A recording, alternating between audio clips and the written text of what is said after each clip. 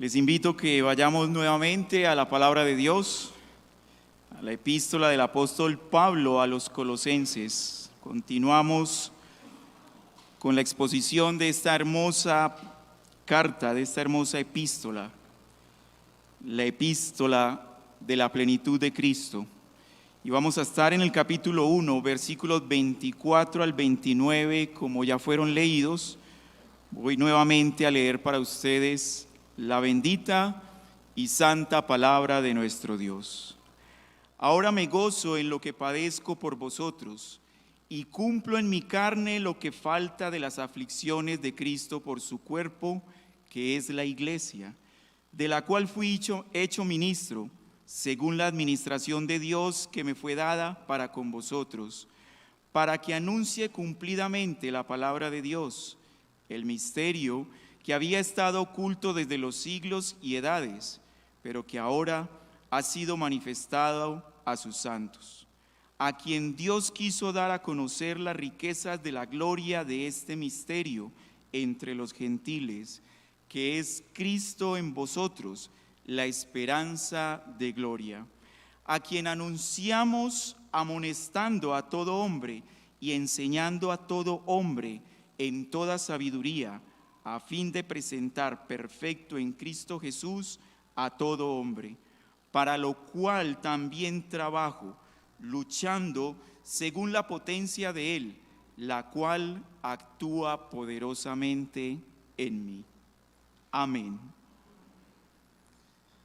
Lo que era sin Cristo, lo que soy en Cristo y lo que seré por Cristo, como lo vimos la semana pasada, son argumentos sólidos para presentar defensa de nuestra fe, especialmente para no caer en la trampa de creer que Cristo no es suficiente.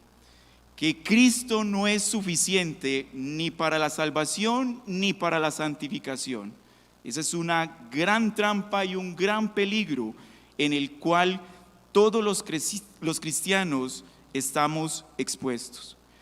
Y más aún cuando se pretende enseñar a través de un pragmatismo judaizante con una mezcla de creencias y prácticas a las que se estaban exponiendo los hermanos en Colosas, y en línea y en armonía con lo que vimos en la escuela dominical, ese peligro que inició en el jardín de Edén aún está latente hoy en día.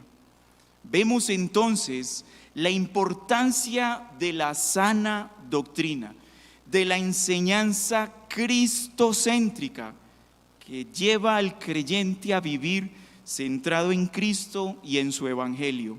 Y ese es el patrón que desarrolla en todas las cartas el apóstol Pablo: doctrina y práctica, doctrina y práctica.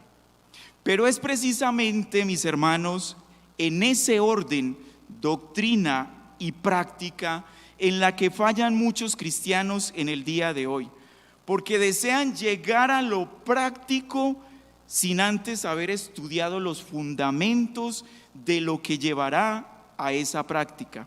Son como los que desean conducir un automóvil a altas velocidades sin antes haber aprendido los componentes fundamentales de un carro y las normas establecidas para conducirlo.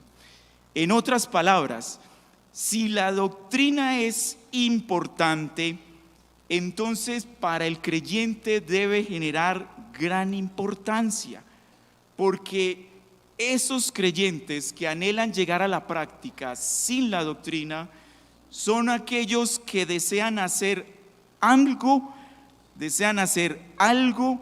antes de ser lo que Cristo dice que son. Y es por eso que terminan desobedeciendo a lo que Dios dice en su palabra. Por lo tanto, si la doctrina es importante, también lo es aquel que la enseña, el ministro. Un ministro fiel a la doctrina bíblica es crucial en el desarrollo del plan de salvación y del avance del reino de Dios.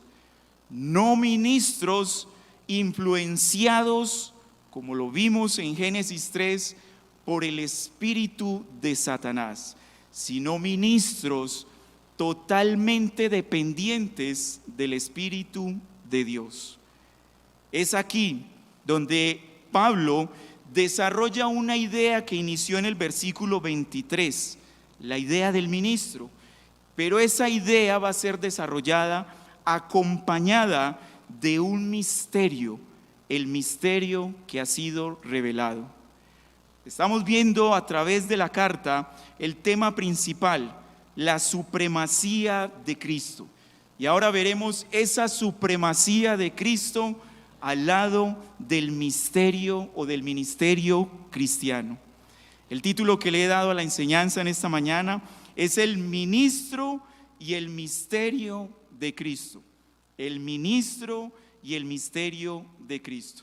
Y básicamente esos son los dos temas que vamos a desarrollar, el ministro y el misterio. Vamos a ver en primera instancia cuáles son las características de ese ministro que está encomendado a ser fiel a la palabra de Dios. En el versículo 23, el apóstol viene hablando de la esperanza del evangelio, del cual, dice Pablo, yo fui hecho ministro del evangelio. Y en el versículo 25 encontramos la misma cláusula, de la cual fui hecho ministro. La iglesia,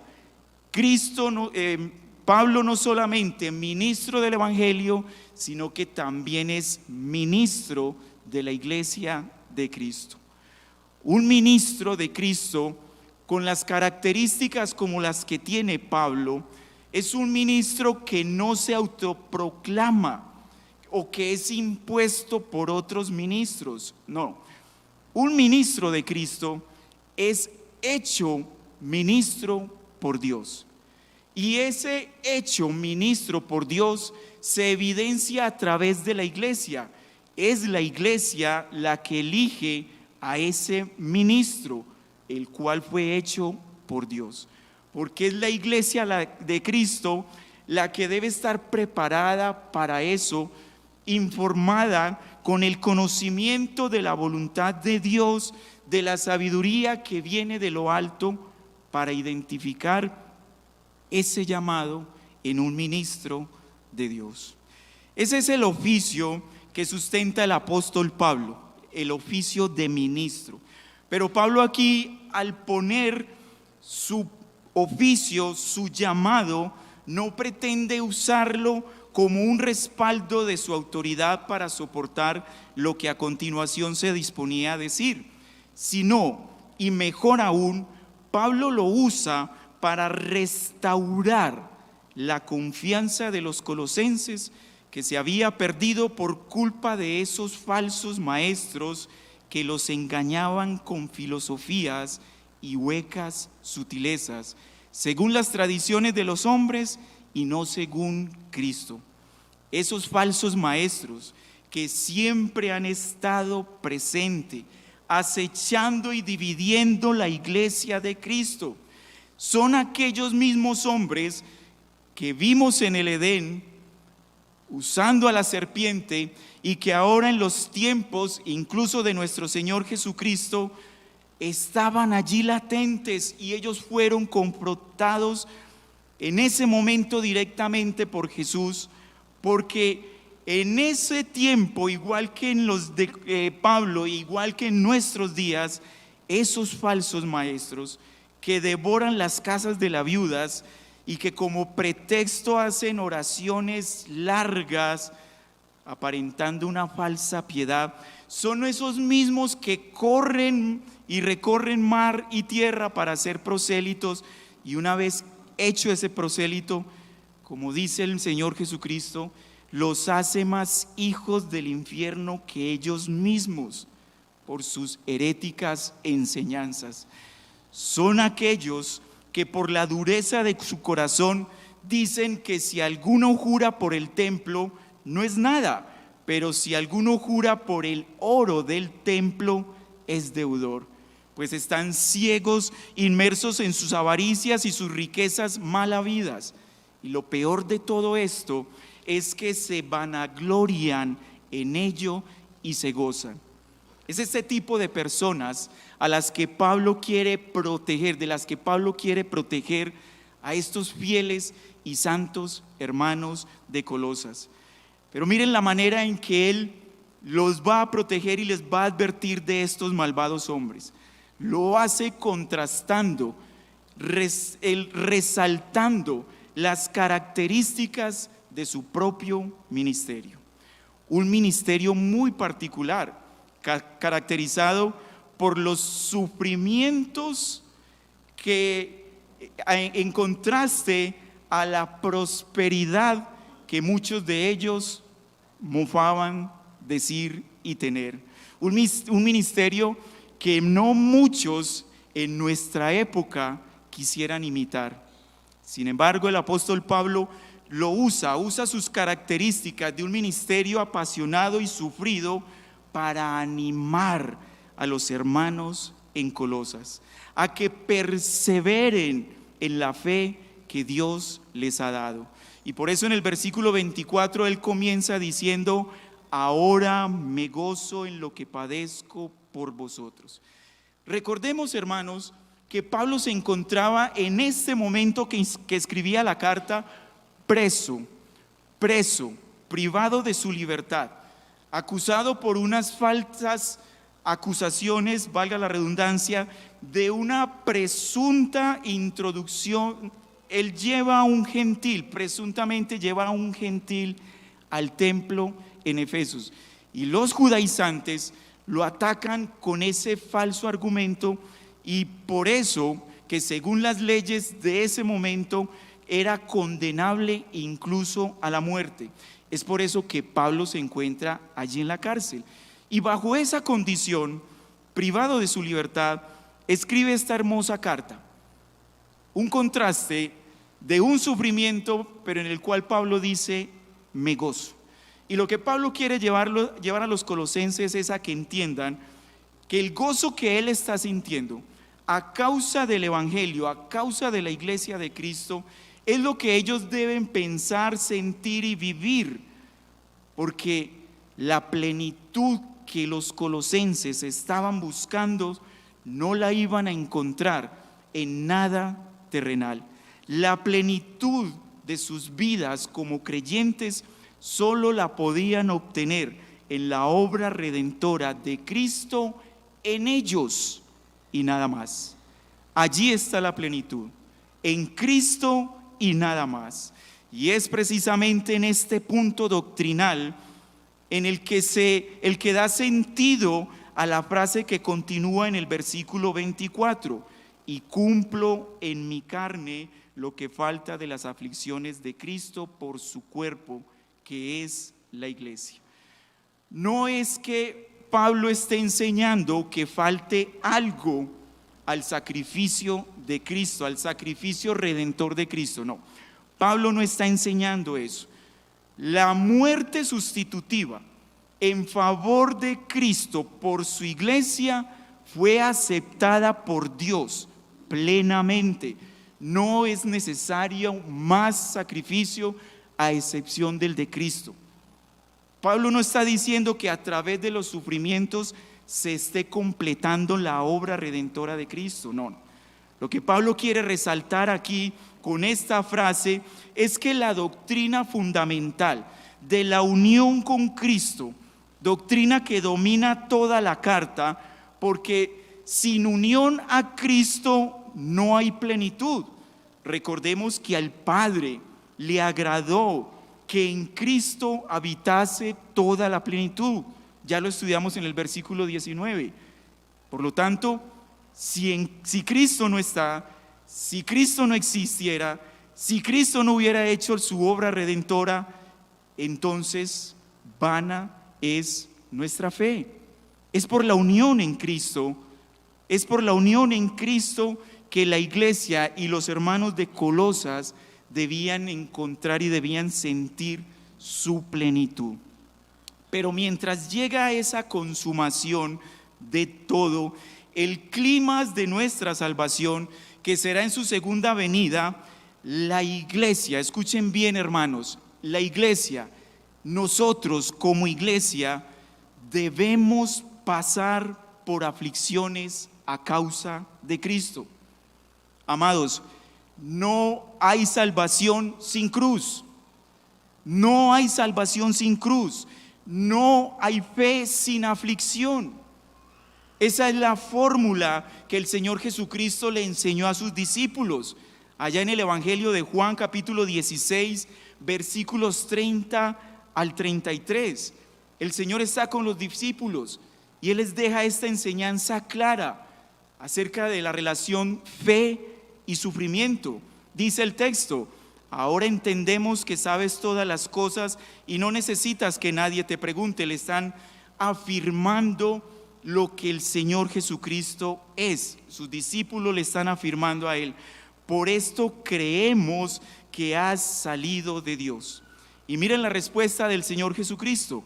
Jesús le respondió: ¿ahora creéis? He aquí, la hora viene, y la hora ha venido ya, en que seréis esparcidos cada uno por su lado, y me dejaréis solo, mas no estoy solo, porque el Padre está conmigo. Estas cosas os he hablado para que en mí tengáis paz. Y mire lo que continúa: en el mundo tendréis aflicciones, pero la esperanza está al final. Pero confiad, yo he vencido al mundo. Fe, creer, va de la mano de la aflicción. No hay gloria sin cruz. Y la iglesia, por estar unida a Cristo, al igual que Pablo estaba unido a Él como ministro, debemos pasar por las aflicciones. Y de esa manera no es que vamos a completar la obra redentora. Repito, la obra redentora es perfecta en Cristo Jesús, pero el plan de redención diseñado por Dios se va a llevar a cabo y desarrollándose hasta el final de los tiempos a través de las aflicciones en el cuerpo de Cristo. La semejanza que el Señor hace en su palabra, de Él es la cabeza y la iglesia es el cuerpo, tiene una relación directa. Lo que sufre cualquier miembro del cuerpo lo siente todo el cuerpo. El sufrimiento del dedo más pequeño lo siente todo el cuerpo. El sufrimiento de la cabeza lo siente todo el cuerpo. Todos, como un solo cuerpo en Cristo, debemos vivir los sufrimientos que aún faltan para completar el plan redentivo diseñado por Dios, y eso incluye los sufrimientos. Y los ministros como Pablo contribuyen a que ese cumplimiento sea llevado a cabo, pues son aquellos que son conscientes de su llamado los que están dispuestos a sufrir con gozo como Pablo por causa del avance del reino de Dios. Es en ellos donde mayormente cae la carga y la responsabilidad frente a Cristo por su iglesia. Son ellos los que más sufren los ataques de persecución, pero no de todos los ministros, sino de aquellos que permanecen fieles a la palabra de Dios. Pablo eso lo tenía muy claro, y él sabía que el reino de Dios no iba a avanzar si él no permanecía fiel a la predicación de la palabra. Versículo 25: del cual fui hecho ministro de la iglesia, según la administración de Dios que me fue dada para con vosotros, para que anuncie cumplidamente, fielmente, la palabra de Dios. Y observemos aquí que Pablo utiliza un término administrador, administradores de la palabra de Dios, y ese término no lo debemos entender como en el contexto nuestro de un término de empresa, a nivel empresarial, de altos ejecutivos, de posición de mando y de gobierno. Ese no es el término que utiliza o el significado que está dando Pablo en este segmento de su palabra. Pablo lo que está diciendo aquí como administrador es bajo el contexto judío y bajo el contexto en el que estaban los colosenses. Un administrador siempre era relacionado con un esclavo. Un esclavo no era un alto ejecutivo, era un esclavo que se le entregaba unos bienes para que los administrara, y ese esclavo en algún momento tenía que rendir cuentas ante su amo. Esa era la percepción de administrador. Así que no lo veamos meramente como algo posicional y muy bonito. Era algo de servicio, de entrega y de gran responsabilidad. Hermanos, ¿cuánto ayudaría en la actualidad que todos los que se encuentran ejerciendo el ministerio y los que anhelan hacerlo meditaran más en este concepto de siervos, esclavos de Cristo, servidores de su iglesia, y que algún día tendrán que rendir cuentas ante su amo celestial? ¿Qué tanto ayudaría eso? Especialmente reflexionar en que ellos son administradores o siervos del misterio que Él les ha revelado. Y ese es nuestro segundo encabezado: el misterio que ha sido manifestado. Versículo 26: el misterio que había estado oculto desde los siglos y edades, pero que ahora ha sido manifestado a sus santos. Un misterio, mis hermanos, es algo, como dice el texto, que había estado oculto, pero que ahora ha sido manifestado. Repito, oculto no significa totalmente escondido. Está oculto, pero hay destellos, hay luz en el momento en que se oculta ese misterio. No es totalmente escondido, sino oculto. No es algo místico que requiera de una experiencia trascendental para identificar qué es, para encontrar su significado. No. Esto es más sencillo de lo que verdaderamente parece, pero más profundo de lo que nosotros podemos entender. ¿Cuál es entonces ese misterio? El texto claramente nos lo dice en el versículo 27: Cristo en vosotros. Ese es el misterio. Cristo en vosotros, los gentiles. Ahora, este misterio se ha convertido en un gran problema, tanto para judíos como para gentiles. Déjenme les explico. Problema para los para los judíos, porque por su orgullo posicional como linaje en la carne de Abraham, nunca vieron los destellos de luz que desde la antigüedad Dios había manifestado de este misterio. Ellos nunca vieron esos destellos de luz. Por un mal entendimiento del pacto con Abraham, los judíos perdieron la dirección a la que ese pacto con Abraham apuntaba. Y ese pacto con Abraham apuntaba a un nuevo y mejor pacto, como lo dice la carta a los Hebreos.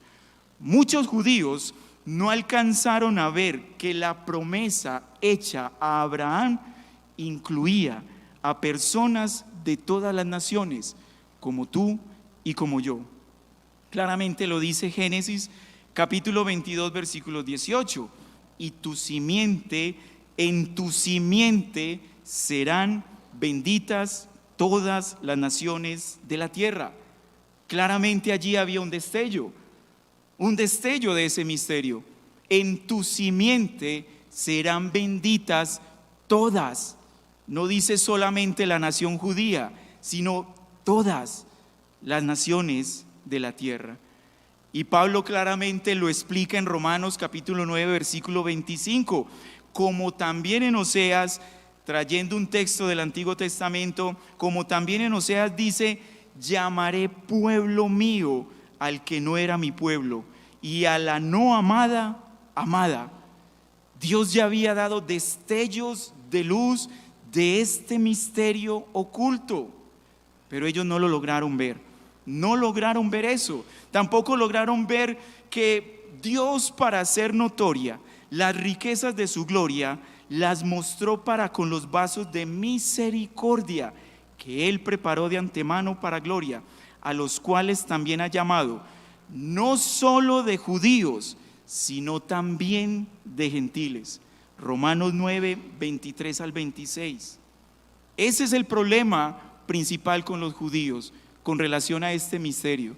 Pero los gentiles también tenemos un problema con este misterio, y es que en ocasiones no se alcanza a ver el significado, ni el alcance, ni la dimensión que implica que nosotros como gentiles hayamos sido incluidos en el pacto, no de obras, sino de gracia y de misericordia de Dios. No alcanzamos a verlo, pero tampoco nos esforzamos por entenderlo y por llevarlo a la práctica. Amados, si entendiéramos lo que significa estar incluidos en un pacto de misericordia y de gracia de Dios, nuestras vidas, nuestro caminar cristiano fuera muy diferente. Ese es el problema de los gentiles, que olvidamos, como dice Pablo en la carta a los Efesios, capítulo 2, versículo 11 al 12, que en otro tiempo, y él dice allí: acordaos que en otro tiempo vosotros los gentiles, Colosenses, ustedes y yo, en cuanto a la carne erais llamados incircuncisos por la llamada circuncisión hecha con mano en la carne. En aquel tiempo estabais sin Cristo, alejados de la ciudadanía de Israel y alejados de los pactos de la promesa, sin esperanza, sin Dios en el mundo. Pero ahora, en Cristo Jesús, vosotros que en otro tiempo estabais lejos, habéis sido hechos cercanos por la sangre de Cristo. Y tanto judíos como gentiles deberíamos siempre recordar que Cristo es nuestra paz, y que de ambos pueblos, judíos y gentiles, Él hizo uno, derribando la pared intermedia de separación, aboliendo en su carne las enemistades, la ley de los mandamientos expresados en ordenanzas, para crear en sí mismo de dos un solo y nuevo hombre, haciendo la paz mediante la cruz, y reconciliar con Dios a ambos en un solo cuerpo, matando las enemistades. Hermanos, ¿qué falta nos hace meditar más en esto? ¿Qué falta nos hace meditar más en esto? Porque de esos dos pueblos, del cual Dios hizo uno, ese uno es la iglesia.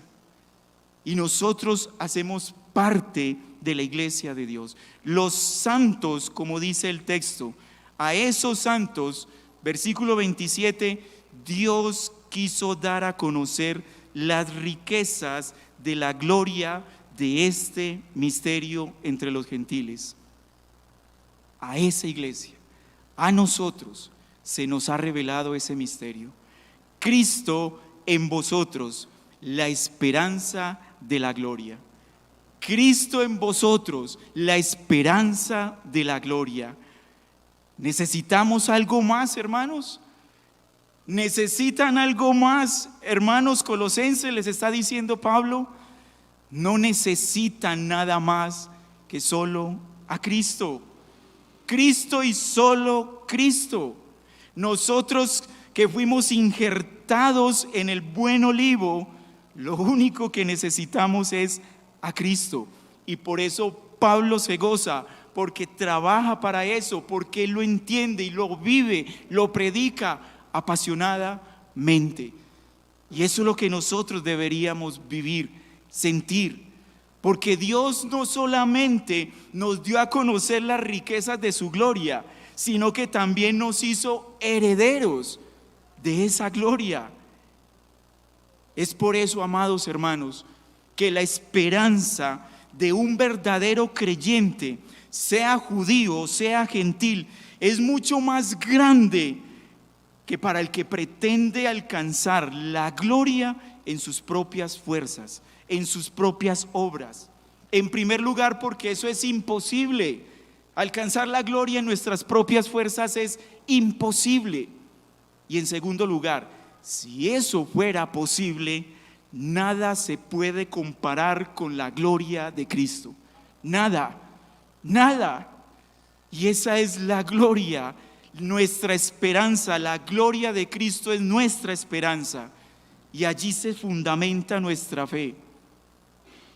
Y por eso es importante, con urgencia, dar a conocer fielmente este misterio.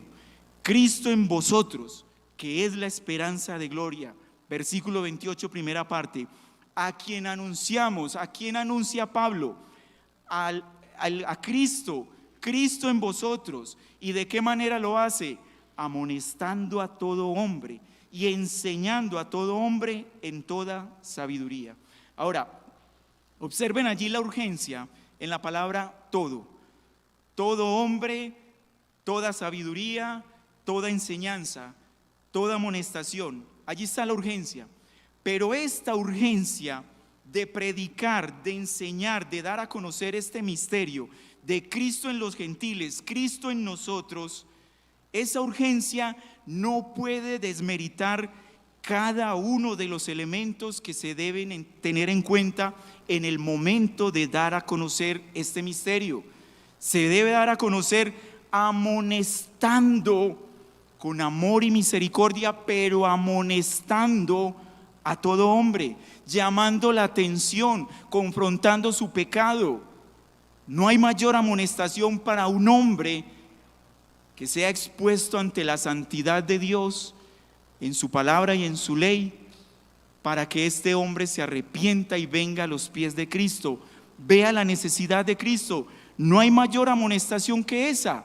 La ley moral de Dios es el instrumento para amonestar. La ley moral de Dios debe estar siempre presente en la exposición de la palabra de Dios, enseñando a los hombres, enseñando a todo hombre. ¿Y qué tipo de enseñanzas? Pues doctrinas bíblicas, doctrinas cristocéntricas, doctrinas que alaben y exalten a Dios. No doctrinas de hombre, no enseñanzas de hombre, enseñanzas basadas en el Salvador, basadas en Él, con sabiduría, y no es sabiduría del mundo, sino sabiduría de lo alto. Y Cristo es la fuente de la sabiduría, lo estudiamos en los Proverbios. Él es la sabiduría. Esos son los elementos que hay que tener en cuenta en el momento de anunciar el Evangelio, y de esa manera garantizamos de que estamos fieles, de que permanecemos firmes y fieles a la palabra de Dios, con el único propósito, versículo 28 parte B, de presentar perfecto en Cristo Jesús a todo hombre. Ese es el propósito. El propósito de la predicación no es exaltar a un predicador, a un pastor, a un ministro, ni siquiera a Pablo, ni siquiera a Pablo. El fin de la predicación es Cristo, su gloria y su iglesia. Cristo, su gloria y su iglesia.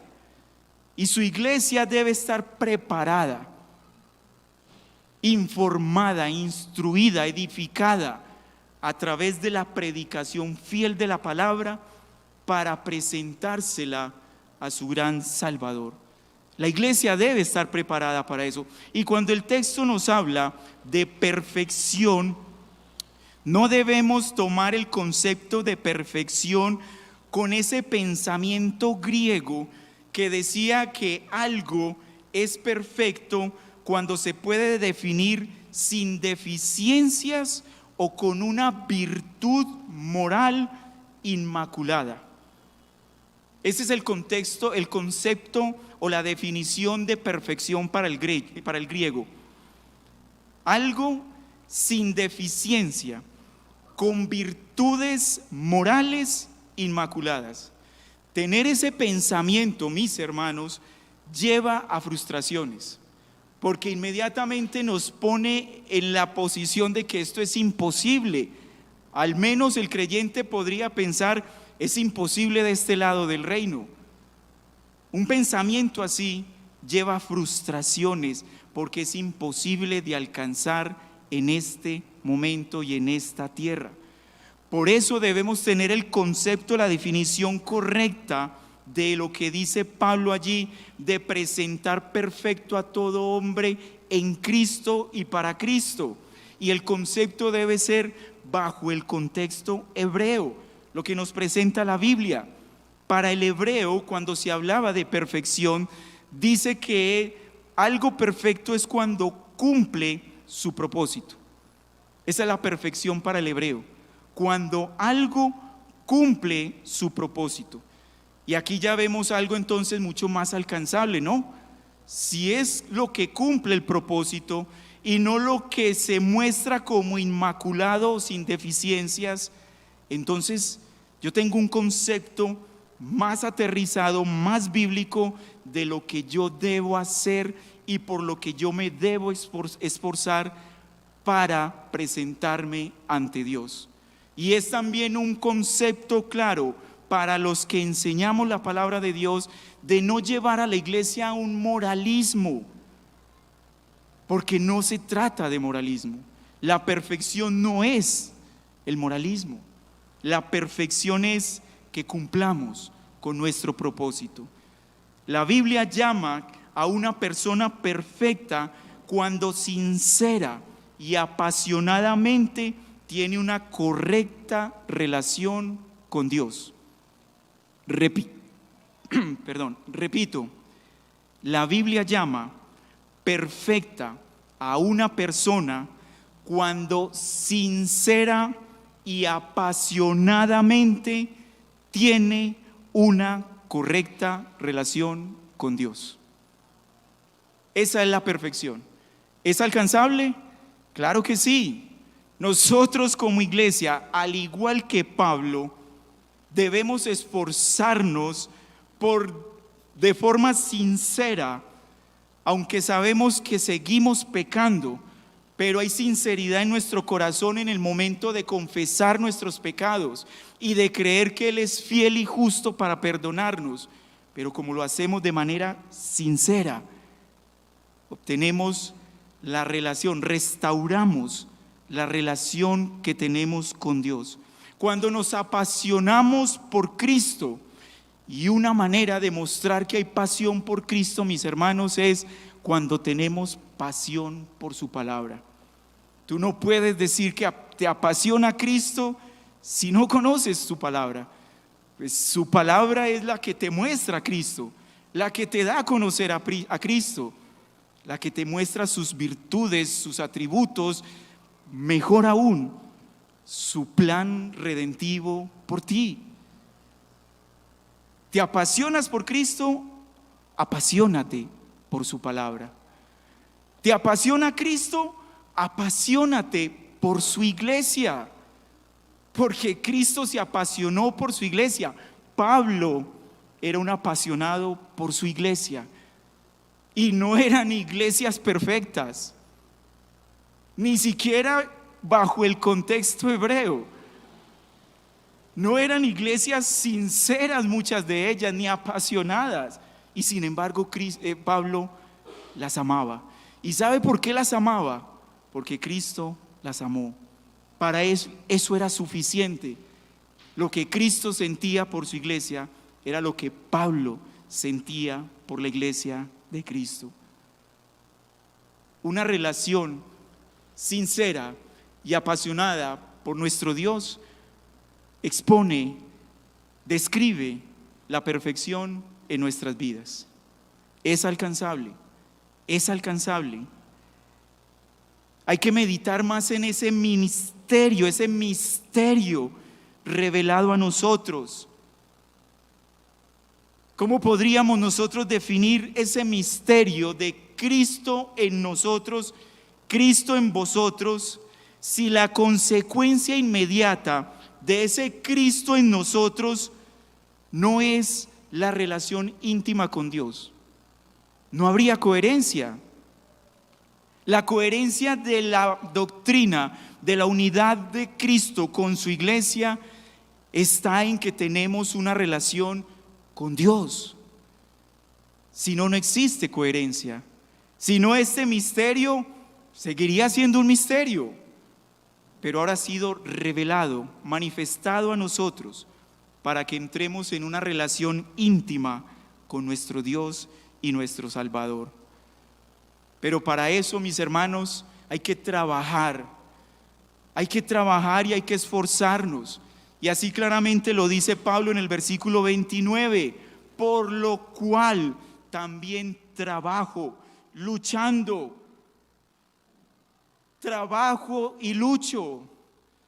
Hay que esforzarnos por mantener una relación con Dios en santidad, en consagración, en unidad con su cuerpo y con la cabeza. Pero Pablo sabe que no es en sus fuerzas, que se logra y se alcanza esto. Y si Pablo lo sabía, nosotros también lo debemos saber. No es en nosotros. El versículo 29 dice que Él trabaja y lucha según la potencia de Él, según la potencia de Cristo, el cual, miren cómo termina esto, el cual actúa poderosamente en mí. Y ese actuar, esa potencia, esa energía, ese poder de Cristo que actuaba en Pablo, también actúa en nosotros. Nosotros tenemos la energía, la potencia, el poder de Cristo en nuestras vidas. Así, hermanos, que no hay excusa para relacionarnos de una manera perfecta con nuestro Dios. Porque si Cristo vive en ti, lo tienes todo. Eres pleno en Cristo. La iglesia está plena en Cristo. Ven entonces por qué el apóstol Pablo inicia en el versículo 24 gozoso. Aún en medio del sufrimiento él se gozaba. ¿Pueden haber más argumentos para gozarnos en Cristo? Para continuar avanzando el reino en esta tierra en el poder y la potencia de Cristo. No lo hay. Y por eso Pablo se goza y nosotros también nos debemos gozar como Pablo. Él es un ministro de Cristo, con un misterio dado a los gentiles, el misterio de Cristo. Y al título de la predicación de hoy podríamos agregarle o complementarlo: en la iglesia de Cristo. El ministro de Cristo, con el misterio revelado de Cristo, actuando en la iglesia de Cristo, tanto de judíos como de gentiles. Mi hermano varón que me escuchas en esta mañana, hermano que anhelas el ministerio, hoy tienes un gran ejemplo a imitar, el ejemplo de un siervo, ministro de Cristo, que se gozaba en Cristo y en su iglesia, aún en medio de cualquier sufrimiento. Y hay que aclarar aquí que Pablo no está fomentando el martirio, pero sí nos está preparando para enfrentarlo si fuera necesario. Él no lo fomenta, pero sí nos prepara si es necesario morir por Cristo y estar preparados para ello. Él es un ministro fiel al cual podemos y debemos imitar. Iglesia, debemos orar por más ministros como Pablo. Ministros fieles, valientes, trabajadores, comprometidos, apasionados por Cristo, que dependan del poder de Dios para cumplir con sus llamados. Pero también debemos agradecer a Dios por nuestros ministros, por nuestros pastores, que aunque no son perfectos, ni tampoco debemos poner nuestros ojos en ellos, sí se han esforzado de una manera piadosa por cumplir con su obligación de mostrar a Cristo a su iglesia, de edificar la iglesia de Cristo en Cristo. Esos son nuestros pastores y debemos dar gracias a Dios por ellos. Debemos orar para que Dios los preserve y les ayude a permanecer fieles a su palabra. Esa debe ser nuestra oración por nuestros ministros. Para la persona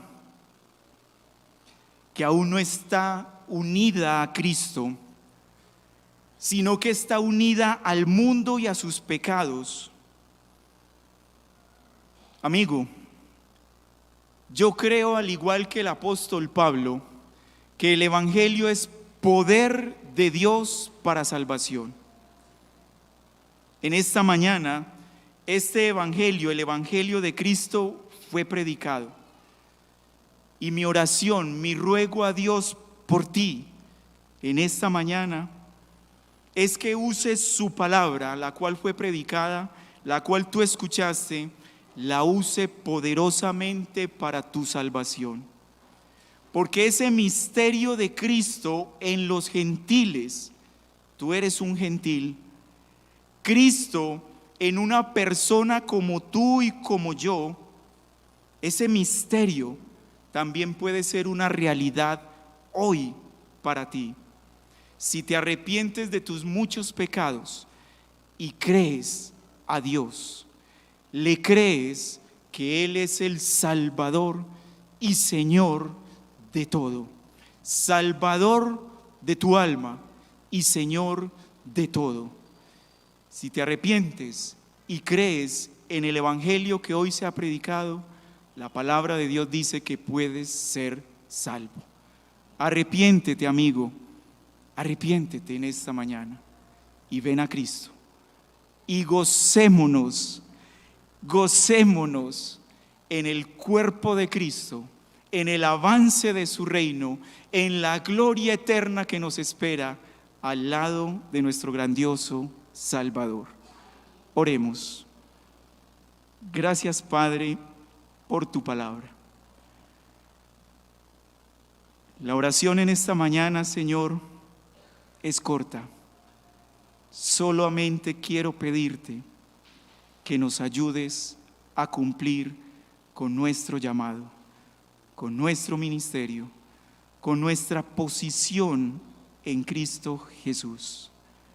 Ayúdanos, Señor, porque somos débiles y necesitamos entender y conocer cada día más tu palabra para afianzar nuestra fe y vivir unidos a Cristo, a tu Hijo amado. A Él la gloria, por siempre y para siempre. Amén.